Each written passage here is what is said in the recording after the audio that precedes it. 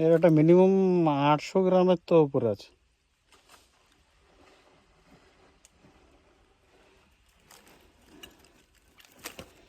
আর এইটা হচ্ছে সারা, এটা পুরো রিক্সি মাছ, কেটে দেবে হাত।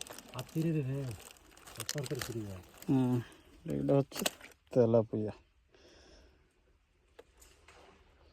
এটা কয় বছর এইগুলো ছাড়া হয়েছে? এগুলো 1 বছর হয়ে যায়। 1 বছর হয়ে যায় না? এর চেয়েও বড় হয়েছে কতগুলো না?